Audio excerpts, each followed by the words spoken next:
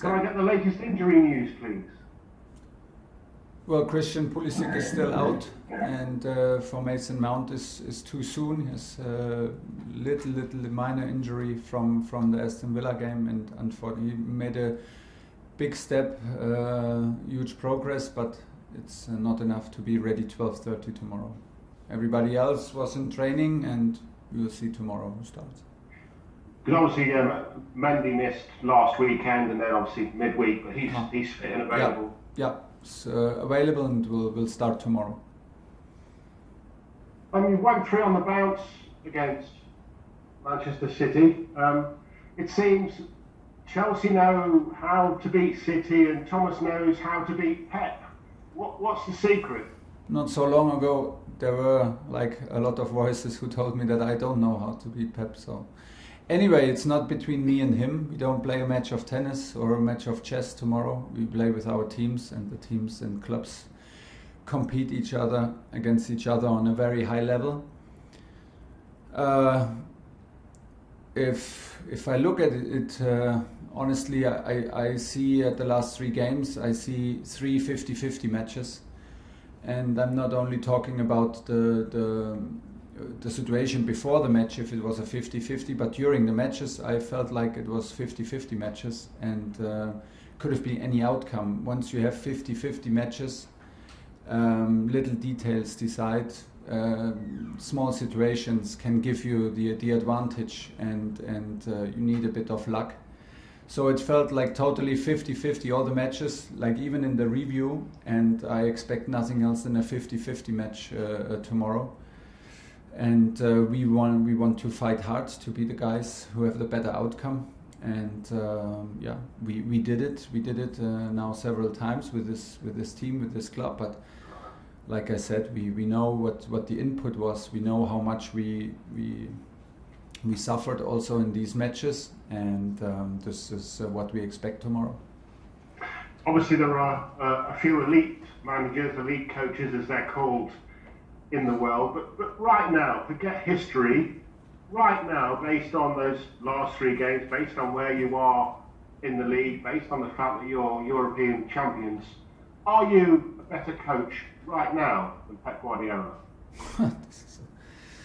This question does not even exist for me, and because it does not exist for me, I cannot answer it. These are questions for you guys, and you can maybe endlessly debate.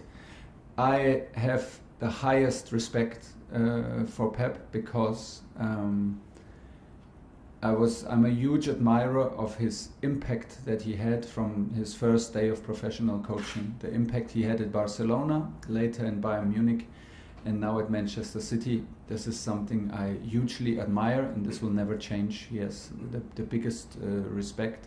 Look at the trophies, look at the influence. There is absolutely no reason why I should start to ask myself if I am a better coach or not. I do the best I can. I'm in a place right now where I'm very happy. I'm a better coach today than I was yesterday, and this is all that matters. I need experience.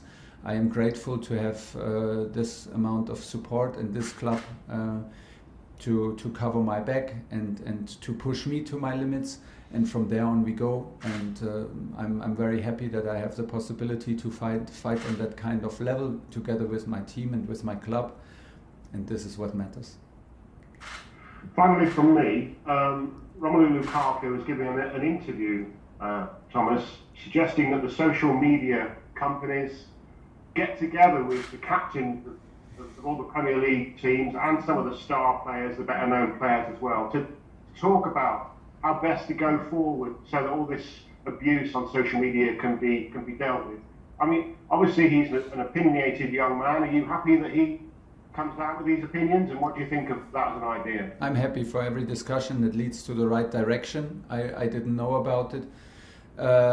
I'm happy for every discussion that we have, because when we have discussions, it can only be positive output, and speaking about things will always, I believe, will always be the start for something positive if we speak about it, and the idea leads to the right direction. In general, I'm maybe the absolutely worst person to speak about solutions in social media, because it does not exist for me. I don't use them. I don't have profiles on social media. So leave this to the guys who use it and who are actually in it. And I speak about football, and it's better. Okay, we'll go to John Southall, BBC. Hi Thomas, just one on Mason Mount. How big a blow is that he's not involved in it? Does it change the way you approach the game? Yes and no. It's always he's very disappointed, and I didn't feel it during the match because it happened in the second half, and obviously he played through the injury, and he finished the game. He was even confident enough to take a penalty, an important penalty, in the shootout. And so it was a bit of a surprise, and so the steps for recovery he's doing right now, they are huge. Maybe would have even possible that he could have played if the game was one day later. So it's a very little, a minor injury, but still it's a disappointment for him and also for us because he is a player that we count on, and it is always the same. No matter what importance Mason has, no matter how much we rely on him, the task is to find solutions now without him, and bring him back as soon as possible.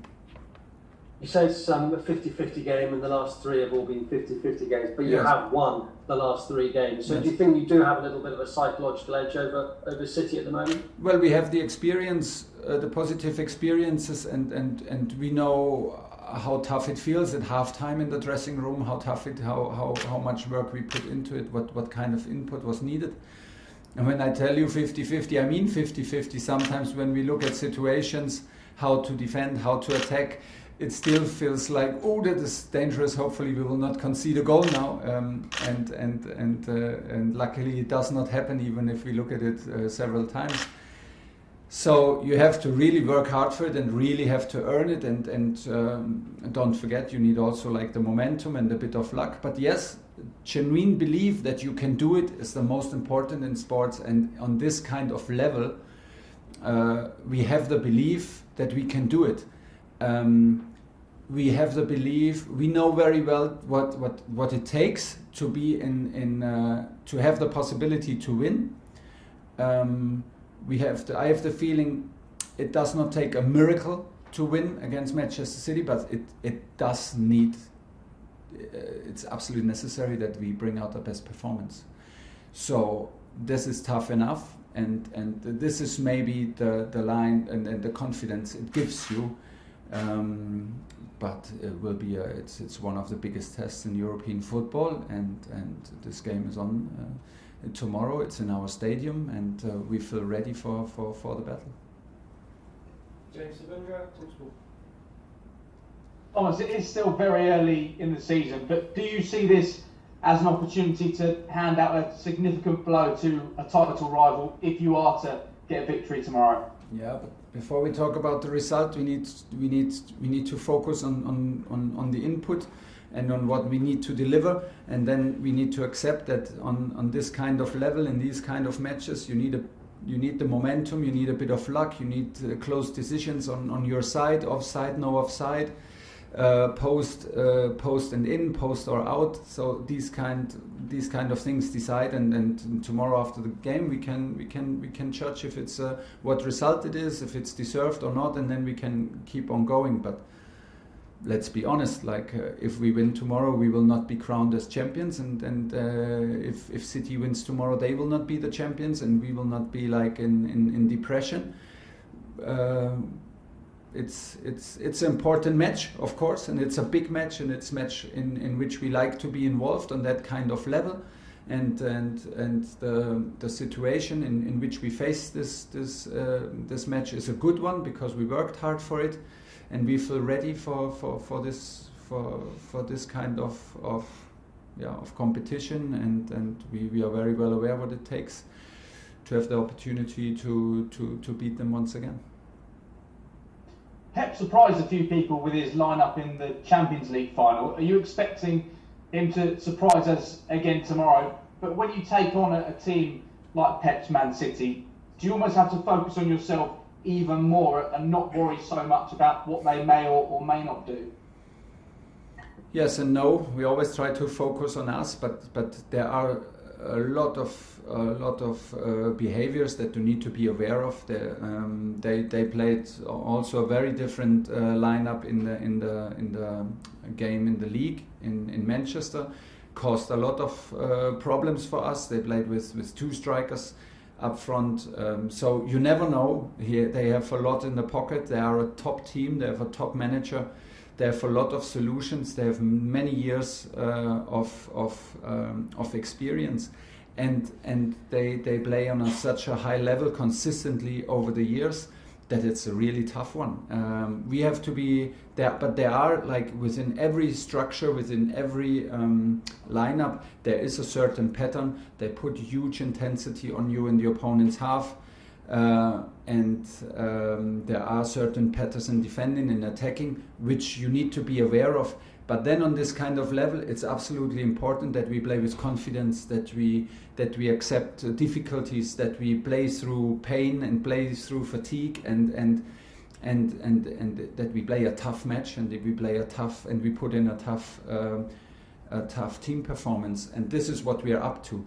And then you need to take advantage, if you feel it in the moment, to escape the pressure, and if you have in the moment the confidence to find a technical solution, you can do it. But you need to be very aware of all the solutions, because if space is open, they open up for only a blink of an eye and only for seconds. And this is what I mean. Do we need a miracle to compete with them? No, but we need our best performance. Alex Aljo, PLP. Hi Thomas, how are you? Good. Is it too early in the season as well to call it a 6-pointer, or is that how you see it tomorrow? Well, it is a 6-pointer between two teams who clearly are rivals for top 4, and when you're rivals for top 4, you are also rival for the best outcome possible. But it's too early for it. It will not be a decision tomorrow, but it is any team can of course steal 3 points from a direct competitor. So yeah, you can call it this. Does it change anything? No. So, but it's also not necessary to be shy to play it down, of course. But there's also a possibility that we maybe play a draw. So things will be tough between I mean it. I mean, they are the example, and they are the benchmark in this high level. For many years now, they play so consistently on this kind of level, and I'm very happy that we are able to produce these kind of performances and results also consistently. But we need to prove it, and that we can build that we can deliver this with the same consistency than City. They are the benchmark for this, and then we have to stay hungry and close the gap. And this is what we want to do for 90 minutes, and then comes the next 90 minutes and so on. So this is the challenge, what we're up for, and it's going to be a marathon. It's not a sprint, and the race is not over tomorrow, no matter what the result is. And does the fact that you could go 6 points clear of them with a win give you extra incentive, extra motivation going into? I don't think so. We are aware of the situation. That's what I wanted to tell you. I don't think so. If it was now maybe 3 days before the end of the season, three games before the end of the season, this is maybe an extra, but it's so early. I don't think that we need an extra motivation or an extra edge by having we can be 6 points clear. I don't even know how many points we are clear at the moment. Now I know, because we have 3 points obviously, but I don't think in these patterns, and hopefully my team does not, because we need to be at our best level anyway. No matter if you're 1 point behind or 3 points clear, it does absolutely not change. And this is what I feel, and this is what is very important. And this is what we did in the last 3 matches against City. Isolate the situation. This is a match on the highest level. If we want to compete with them, what we did in a 50-50 match, we need our top level. Does it matter if it's a cup game, a league game, or a Champions League game? It simply does not matter. And how many points we have and they have, it does not matter. Once we play tomorrow at Stamford Bridge, Man City, it's on, and we need to be fully on. Okay, final question for the broadcast section. We'll go to Nick Pure, PA. Hi Thomas.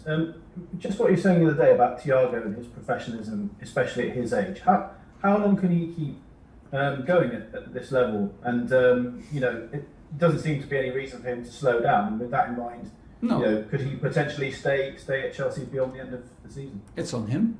It's on him. I cannot answer this question right now. Hopefully, he can continue to perform on this kind of level, and that's all it needs to stay here.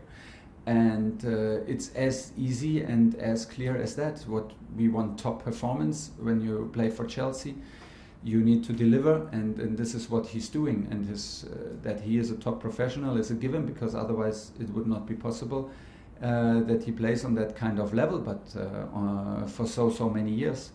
But the age does not play a role. The only question we need to ask at the end of the season is he still on the level that we need at Chelsea to compete for everything in every competition? Yes or no? It's as easy as that, and we have time for that. We don't need to answer that question right now, but he's in a good place and we're happy. Okay, thank you. We'll end the broadcast section there. We'll now move on to the debates.